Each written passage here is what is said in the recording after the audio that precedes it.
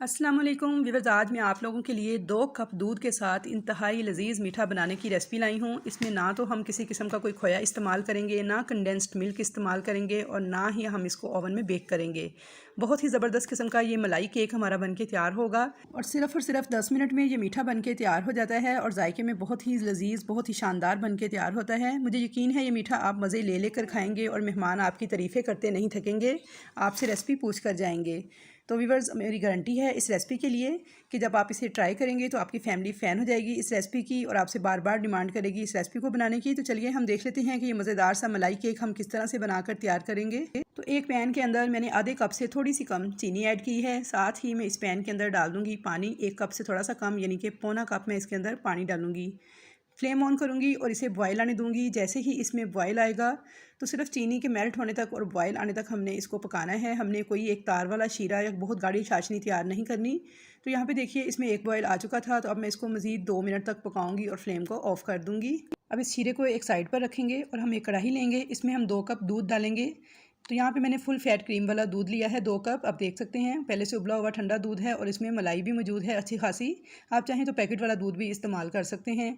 अब इस दूध के अंदर मैं डाल दूँगी 3 टेबल स्पून चीनी और इसमें खुशबू के लिए मैं ऐड करूँगी vanilla essence half tea spoon. आप अगर वनीला एसेंस ना हो तो इसकी जगह पे इलायची का पाउडर भी हाफ़ टी स्पून इस्तेमाल कर सकते हैं।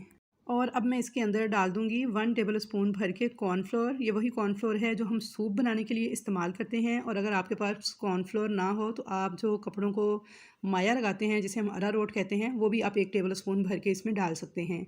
अब विस्कर की मदद से अच्छी तरह से इसे मिक्स कर लूँगी यहाँ तक कि इसमें कोई भी गुठली बाकी ना रहे। बहुत अच्छे से इसको मिक्स कर लेना है और फ्लेम अभी मेरा ऑफ़ है। तो यहाँ पे देखिए मैंने मिक्सिंग अच्छी तरीके से कर ली थी और अब मैंने गैस का फ्लेम ऑन कर दिया है। तो बस लो फ्लेम पर ही हम इसको पकाते जाएंगे विस्कर को मुसलसल चलाते हुए और इसको हमने गाढ़ा कर लेना है। तो यहाँ पे देखिए ये लो फ्लेम पे पकते हुए अच्छा खासा गाढ़ा हो चुका है। अब इसको मज़ीद क्रीमी और रिच फ्लेवर देने के लिए मैंने इसके अंदर 1 पैकेट फ्रेश क्रीम का ऐड किया है। 200 ml वाला फ्रेश क्रीम का 1 पैकेट किसी भी ब्रांड का आप यूज़ कर सकते हैं। इसको भी अच्छी तरह से मिला लेंगे विस्कर की मदद से मिक्स करते हुए 1 मिनट तक और अब गैस का फ्लेम हम बंद कर देंगे।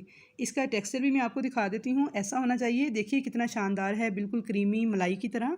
अब यहाँ पर मैंने लिए हैं 8 अदद रस्क, जिनको हम पापे भी बोलते हैं।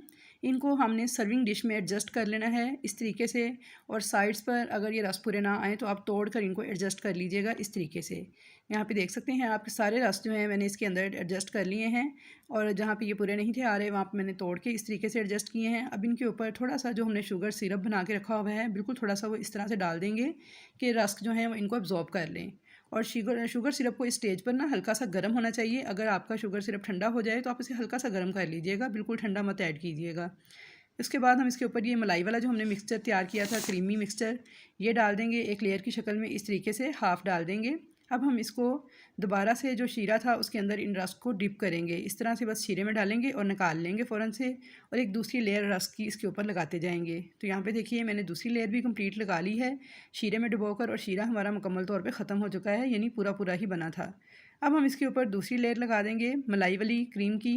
अच्छी तरह से स्पैचुला से इसको सेट कर देना है। ऊपर से आप गार्निशिंग कर लें किसी भी चीज़ के साथ। मैंने पिस्ता और बादाम इस्तेमाल किया है और अब इसको हम रख देंगे फ्रिज के अंदर ठंडा और सेट होने के लिए कम से कम 3 से 4 घंटे तक। तो यहाँ पर मैंने इसे 2 से ढाई घंटे के लिए फ्रिज में रख के सेट कर लिया था और अब मैंने इसको निकाल लिया है फ्रिज से, क्योंकि मेरे बच्चों को बहुत ही बेताबी से इंतज़ार था तो वो मज़ीद वेट नहीं कर रहे थे, तो इसलिए मैंने ज़रा जल्दी निकाल लिया है। अब मैं आपको इसको सर्व करके दिखाती हूँ।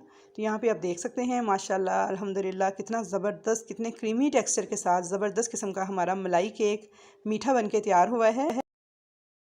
देखते ही मुंह में पानी आ जाएगा, खाने को आपका दिल ललचाएगा और यकीन मानिए आप सवैयाँ छोड़कर इसी को बनाना पसंद करेंगे। ये गारंटी है मेरी इस रेसिपी के लिए कि बहुत ही शानदार बन के तैयार होगा और आपकी फैमिली फ़ैन हो जाएगी इस रेसिपी की और बार बार आपसे डिमांड करेगी ये मीठा बनाने की। तो देखिए व्यूअर्स, बहुत ही आसान चीज़ों के साथ बहुत ही कम मेहनत में बन के ये तैयार हो जाता है और खाने में इंतहाई शानदार बन के इंतहाई मज़ेदार बन के तैयार होता है। तो इंशाल्लाह ताला आपकी पूरी फैमिली को बेहद पसंद आएगा। कमेंट्स बॉक्स में मुझे फ़ीडबैक ज़रूर दीजिएगा कि आपको मेरी ये रेसिपी कैसी लगी।